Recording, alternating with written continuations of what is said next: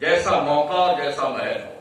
ہمارے نبی صلی اللہ علیہ وسلم بھی صرف تبلیغ دین نہیں کرتے تھے. جب اکھاڑے میں لڑنے کی نوبت آئی نا تو ریکانہ پہلوان کو وہ پرگنی دی نا جس کو پورا مکہ بہت بڑا بہادر مانتا تھا. جس گلی کوچے میں اس کی بکریاں جاتی تھی ڈر کے مارے لوگ اپنی بکری نہیں لے جاتے تھے. پہاڑ کی جس وادی میں اس کے جانور چرتے تھے مکہ کا کوئی سورما اپنی بکری وہاں لے نہیں جاتا ڈر کے مارے. ہمارے نبی اس کے وادی میں چلے گئے. سامنے سے آ رہا تھا وہ, یہاں کیسے آنا ہو گیا؟ میرے نبی نے کہا تم کون؟ کہا مجھے ریکانہ کہتے ہیں, مکہ کا پہلوان جس کے مد مقابل کوئی نہیں. اچھا اچھا. تو اس نے کہا آپ کون ہیں؟ کہا میرا نام محمد. اچھا وہی محمد جس نے پورے مکہ میں انتشار پیدا رکھا ہے, وہی محمد جس نے باپ اور بیٹے کے درمیان انتشار پیدا کر دیا, بھائی بھائی میں لڑائی پیدا کر دی. اگر ہمارا تمہارا پرانا رشتہ خاندانی نہ ہوتا تو آج وہ سبق سکھاتا محمد کہ تم یاد رکھتے. کیا تم لڑو گے کشتی مجھ سے؟ تو ہمارے حضور نے یہ نہیں کہا کہ میں کبھی اکھاڑے میں نہیں گیا, میں نے کبھی ورزش نہیں کری, پریکٹس نہیں کری. آقا نے کہا ہاں بالکل. تو اس نے کہا اگر ہم کو تم نے پچھاڑ دیا تو ہم اپنی 30 بکریاں تمہیں انعام میں دیں گے. کہا چلو منظور ہے. ہاتھ ملایا, میرے مصطفیٰ نے دبا کر کے ایک جھٹکا مارا تو نیچے پڑا تھا, ایک جھٹکے میں نیچے. تو پہلی بار آدمی جلدی شکست نہیں مانتا, جلدی سے اٹھ کر کے جھاڑ پہنچنے لگا. پھر ایک مرتبہ نبی نے کہا آپ کیا دے گا؟ کہا 30 بکری اور دوں گا. پھر میرے مصطفیٰ نے یوں جھٹکا اور نیچے گرا. پھر جلدی سے اٹھا, کہا ایک مرتبہ اور. کہا آپ کیا دے گا؟ کہا 30 بکری اور دوں گا. نبی نے پھر اس کو پٹکا تیسری بار. اب وہ اٹھا نہیں. جانتے کیا کہا اس نے؟ اے محمد یہ تم نے نہیں تمہارے رب نے شکست دی ہے. یہ ریکانہ پہلوان. اور پھر اللہ رب العزت کا کرم یہ ہوا کہ بعد میں اسے اسلام کے دور میں اثر آئی. پٹکڑی دینے کے بعد. تو کبھی کبھی ایسا ہوتا میدان جنگ میں پہلوانی کرنے سے بھی تبلیغ ہوتی ہے. ہم اپنے مولانا لوگوں سے کہا کرتے نا پہلوان بنو, پہلوان ورزش کرو, نیٹ پریکٹس کرو, دوڑ لگاؤ, ضرورت پڑ جائے نا تو پیٹھ دکھا کر نہیں, سینے پہ زخم کھانے کے بعد دین کا حق ادا کیا. ہم نے بھی پہلوانی سیکھی ہے, پہلوانی کرتے ہیں, کشتی لڑتے ہیں, لاٹھی سیکھے ہیں, لاٹھی چلاتے ہیں, اس لیے پٹکی پٹکا بھی کر دیتے ہیں. اس لیے ضرورت ہے ہر مولوی کو, ہر عالم دین کو, ہر حافظ قرآن کو پہلوان ہونا بھی ضروری ہے. ہمارے نبی نے ایسا کیا. ابو الاسود الجبئی ایک پہلوان اور تھا مکے کا, اتنا بہادر, کھال کے اوپر کھڑا ہو جاتا اور لوگ کھال کھینچتے, کھال پھٹ جاتی, اس کے پیر کو جنبش نہیں ہوتی تھی. میرے نبی نے اس کو بھی پٹکنی دی نا, ایسی پٹکنی دی, ایسی پٹکنی دی کہ اس کی نانی یاد آ گئی. میرے یہ میسج علماء کے لیے نہیں, ہم تو صرف اللہ رسول کی بات کرتے ہیں, ہم تو امام صاحب ہیں, ہم تو مولانا صاحب, ہم جھگڑے کی بات نہیں ہے. تبلیغ کے بہت سارے انداز ہیں. زبان سے بھی تبلیغ ہوتی ہے, پہلوانی سے بھی تبلیغ ہوتی ہے, خوبصورتی سے بھی تبلیغ ہوتی ہے. سمجھ رہے ہیں؟ تبلیغ کا بہت سارا آپشن ہے اور ان سارے آپشنز کو ہمیں اپنانے کی ضرورت ہے. اس لیے ذمہ داری کی بات یہ ہے کہ ہمارے نبی صلی اللہ علیہ وسلم جب بہت زیادہ زخموں سے چور ہوئے, بیوی غمگسار تھی, اس کا بھی انتقال ہوا, چچا بھی بہت محبت کرتا تھا, اس کا انتقال ہوا, تو اللہ نے دیکھا میرا محبوب بہت دل برداشتہ ہے, تو کہا جبریل جا اور میرے محبوب کو بلا کے لے کے آ جا تاکہ اس کی ڈھارس بتا دی جائے. یہ معراج کو میرے مصطفیٰ گئے نا, ڈھارس بندھانے کے لیے بلایا تھا اللہ نے. اور کتنا شاندار پروٹوکول تھا اللہ کا. جنت کو سجا دیا گیا, آسمانوں کو سجا دیا گیا, اور پھر جبریل کو 50,000 فرشتوں کی لشکر کو دے کر کے بھیجا, جاؤ اور میرے محبوب کو بلا کے لے کے آؤ۔ ادھر ہی سے تو آئے تھے نا، سدرا سے چلے تھے فرشتوں کی جماعت لے کر کے، ساتوں آسمانوں کو چیرتے ہوئے نیچے آئے تھے، مکے میں پہنچے۔ اور جب مکے میں پہنچے اللہ نے اپنے محبوب کو حکم دیا تم جاؤ ام ہانی کے گھر پہ سو جاؤ۔ ادھر جا کے سو گئے۔ جبریل آئے، کیا کریں لینے آئے ہیں تو اب یہ سوئے نہیں۔ نبی سوتا نہیں ہے، آنکھیں سوتی ہیں، دل جاگا کرتا ہے۔ عشق جبریل کا امتحان دیکھیے، نبی آنکھیں بند کیے دیکھوں کرتا کیا ہے یہ۔ اور جبریل پہنچے ہیں تو محو حیرت بنے کھڑے میں، کیا کروں، کیسے جگاؤں، آواز دوں، ہاتھ پیر ہلاؤں، نہ سوچا رب کی طرف متوجہ، مولا تیرا محبوب سو رہا ہے، کیسے جگاؤں؟ دولہا بنانے کی تیاری ہو رہی ہے، دولہا بنانے کی، اسپیشلی طور پر دولہا بنایا جانا ہے محبوب کو۔ شب اسرا کے دولہا پہ دائم درود، نو شہید بزم جنت پہ لاکھوں سلام۔ اعلیٰ حضرت نے میرے نبی کو شب اسرا کا دولہا لکھا ہے۔ معراج کی رات کا دولہا محمد مصطفیٰ ہے، دولہا بنائے جانے والے ہیں مگر سو رہے ہیں، سو رہے ہیں۔ ہم نے دیکھا مکرانے میں جو دولہا جن کی شادیاں ہونی ہوتی ہے، 4-4-5 رات سے کبھی کھڑکی بنا رہا ہے، کبھی پالش کر رہا ہے، کبھی وہاں بھاگ رہا ہے، کبھی وہاں بھاگ رہا ہے۔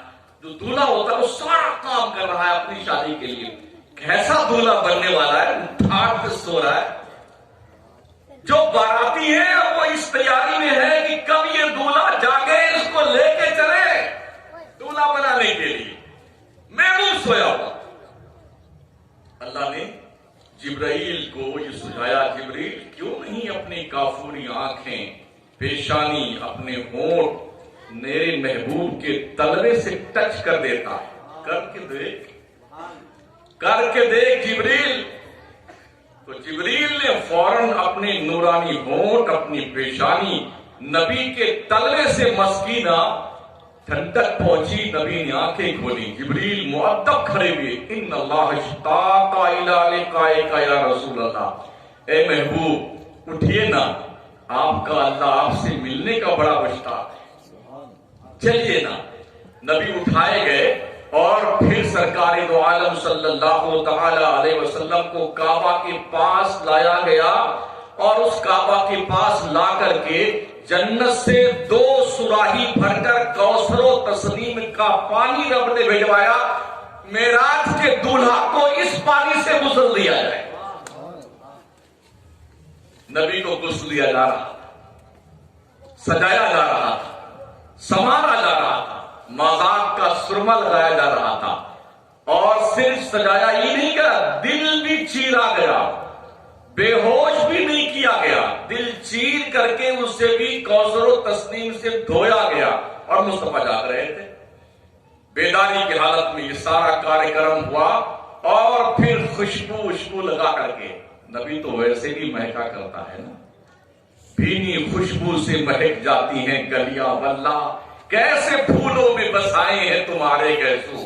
حضرت ابو ہریرہ فرماتے ہیں جب ہم مصطفیٰ علیہ السلام کو ڈھونڈنا چاہتے تھے نا، پوچھتے نہیں تھے کسی سے، گلی کو سونگھتے تھے، جس گلی میں مصطفیٰ کی خوشبو آتی تھی اسی خوشبو کو سونگھتے چلے جاتے تھے۔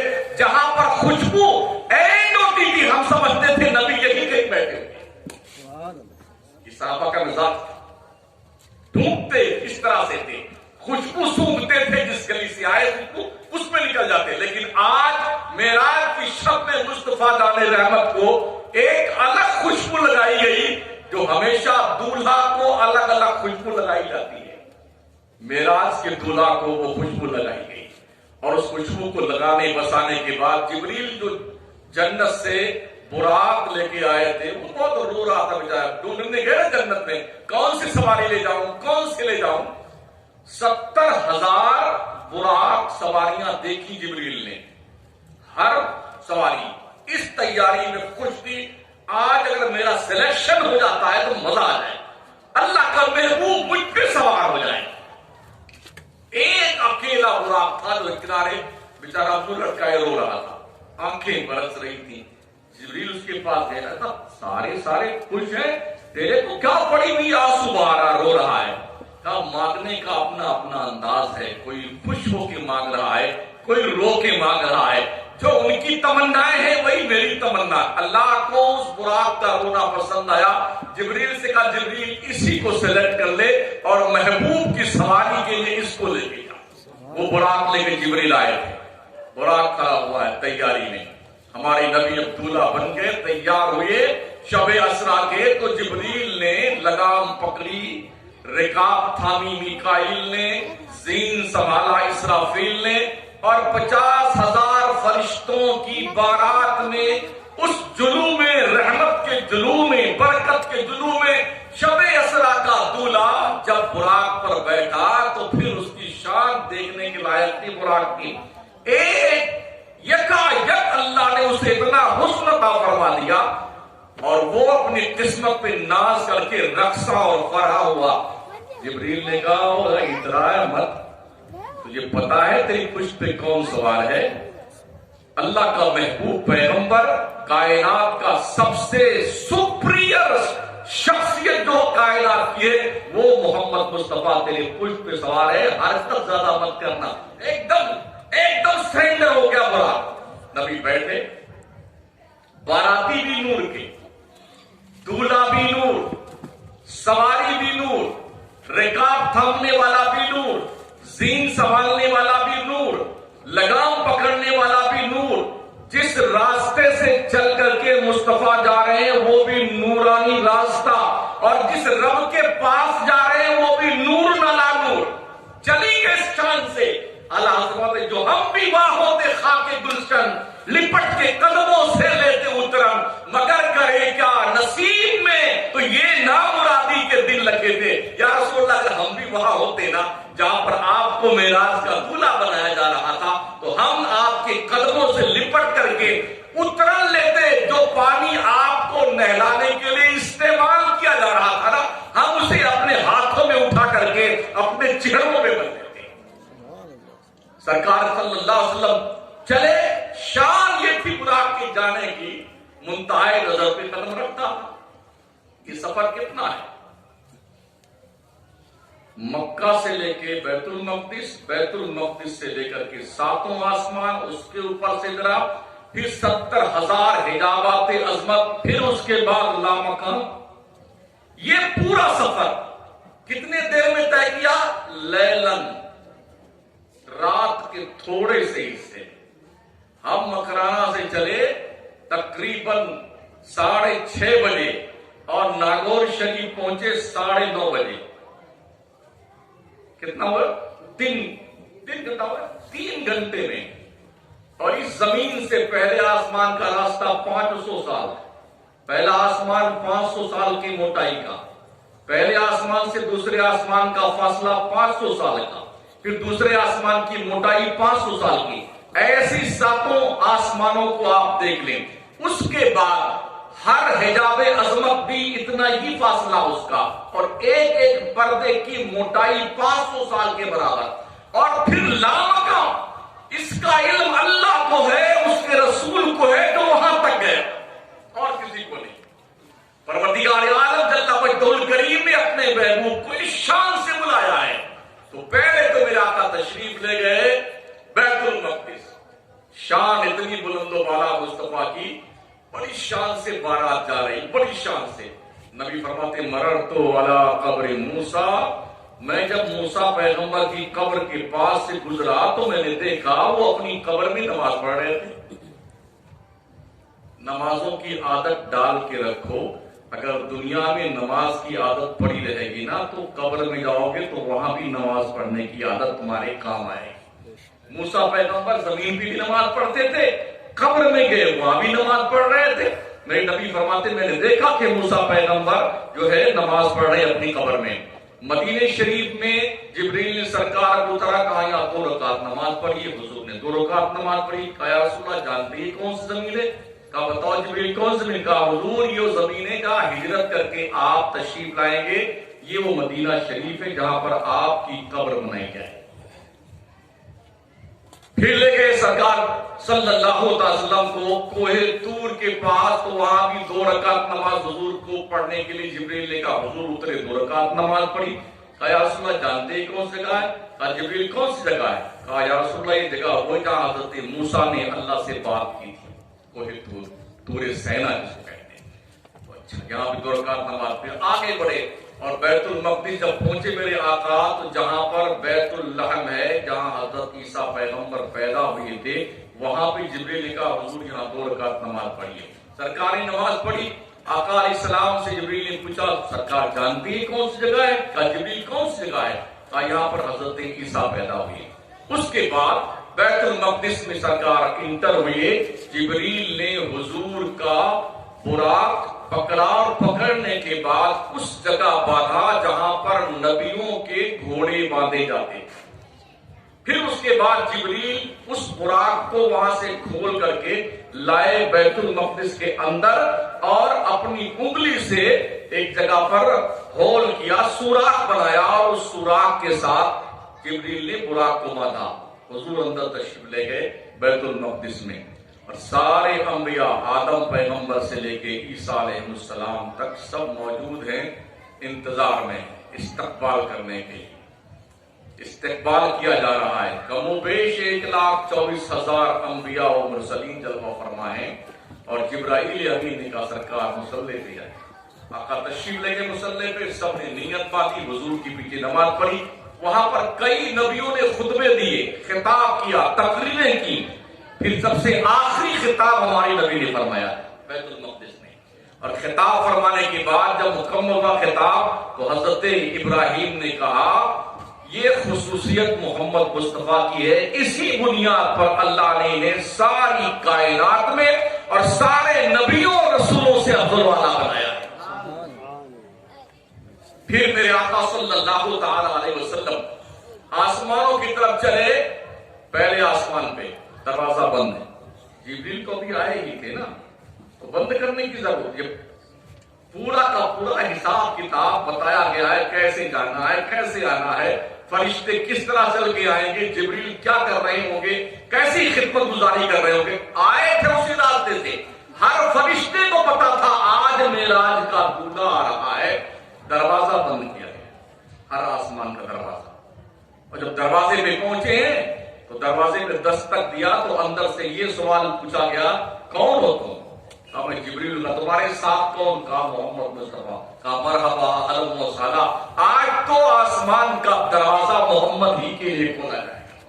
اس طرح سے 7 دروازوں کو عبور کرتے ہوئے 7 آسمانوں کو آقا گئے، اور ہر آسمان پر کئی نبیوں سے ملاقاتیں ہوئی، شرف لقاء حاصل رہا، کیفیتیں ہوئی، سب نے استقبال کیا. 7 آسمانوں کو عبور کرنے کے بعد حضور صلی اللہ تعالی علیہ وسلم سدرہ تک پہنچے. اور سدرہ تک پہنچنے کے بعد جب جبریل نے آگے جانے سے کہا تو حضور اب آگے تو ہم نہیں جائیں گے، یہاں سے آگے تو آپ ہی جائیے. اب بیچ میں راستہ چھوڑ کر کے سائڈ میں ہو گئے. کیوں نہیں گئے جبریل آگے؟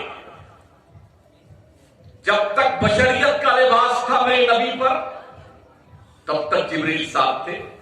جب تک ملکوتیت کا لباس تھا میرے نبی پر جبریل ساتھ تھے. اور جب حقیقت محمدی کی جلوہ گری اجاگر ہونے والی تھی تو جبریل نے کہا نہیں سرکار آپ جائیں، اگر یک سرے ہوئے برترم پرم فروغ تجلہ بسوزت پرم. اس کو اعلیٰ حضرت سرکار کی حقیقت محمدی کا اظہار ہونے والا تھا، نبی کی حقیقت باشناس ہونے والی تھی. تو تجلی ربانی تو الگ رہی، تجلی ذات مصطفیٰ کی بنیاد پر جبریل کے پر جل کے خاک میرے نبی اکیلے تشریف لے گئے. سدرا سے جانتے ہو کون سواری تھی؟ دیباؤ حریر سے زیادہ نرم و نازک رف کا ایک لباس تھا. سواری کا انتظام کیا گیا. گھوڑا آتی نہیں تو ہوتے، یہ براق بھی چھوڑ دیا سدرا پہ. آگے رف آیا، ایک بستر آیا، بچھونا. میرے نبی اس بچھونے پہ بیٹھے اور پرواز کرتے چلے گئے. باتیں تو بہت ساری ہوئی، علماء سے سنائی کہ آپ نے. حضرت نے فرمایا تھا تھوڑا معراج کی رات ہے تو معراج کے بارے میں کچھ بات ہونی چاہیے. یہ میں آپ کو نشاندہی کر رہا ہوں اور یاد کروا رہا ہوں، کیونکہ ہمارے زمانے میں معراج نہیں ہوئی تھی.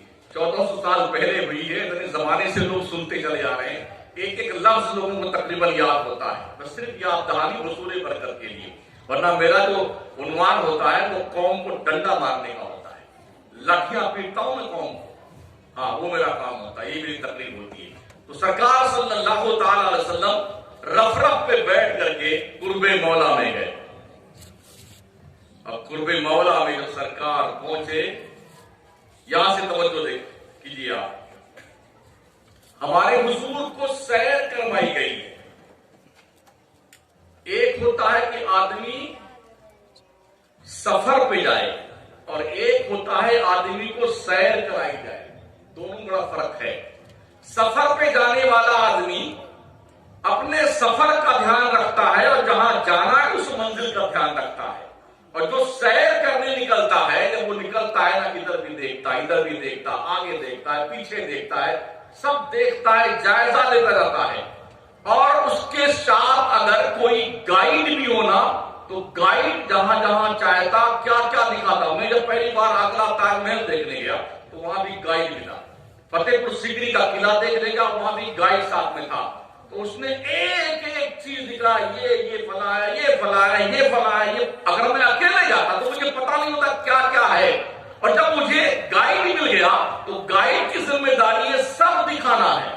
تو نبی سیر کرنے گئے ہیں، سیر رب نے کرائی ہے، اللہ نے پروٹوکول رکھا ہے، ساتھ میں گائیڈ بھی جبریل باضابطہ طور پر ایک ایک سیر کروانا، کس لیے؟ لِنُرِيَهُ مِنْ آیَاتِنَا، ہم نے سیر مصطفیٰ کو اس لیے کروائی ہے تاکہ اپنی نشانیوں کی زیارت نبی کو کروا دیں۔ جبریل نے ایک ایک چیز حضور کو دکھائی، یہ دیکھیے، یہ دیکھیے، یہ جنت، یہ دوزخ، یہ حور، یہ غلما، یہ قصور، یہ جنت کے در و دیوار، یہ کھمبے، یہ پیڑ اور یہ پیڑوں کے پتیاں، یہ محراب، یہ منبر، سب جبریل بتاتے رہے، دکھاتے رہے۔ کیوں دکھاتے رہے؟ حضور اسی جنت کا تو وعدہ کرتے رہے تھے امت سے، اگر تم اللہ کی بات مانو گے، میرا حق پہچانو گے، کلمہ پڑھو گے، اچھے کام کرو گے، جنت میں جاؤ گے، تو مصطفیٰ اور جنت دیکھ کے جا، جہنم بھی دیکھ کے جا، تاکہ امت کو بتانے کے لیے یہ بھی ضروری ہے، مصطفیٰ تم نے جنت دیکھ لی، اب یقین کے ساتھ، عین الیقین، حق الیقین کے ساتھ میرے بندوں کو بتانا کہ جنت ایسی ہے اور جہنم ایسی۔ پیغمبر نے وہ ساری چیزیں دیکھی، اس پروٹوکول کے ساتھ جبریل نے ساری کی ساری چیزوں کی زیارت کروائی، تعارف کروایا، نبیوں سے انٹروڈکشن کروایا، یہ موسیٰ پیغمبر، یہ عیسیٰ پیغمبر، یہ یحییٰ پیغمبر، یہ ابراہیم پیغمبر، یہ آدم پیغمبر، یہ فلاں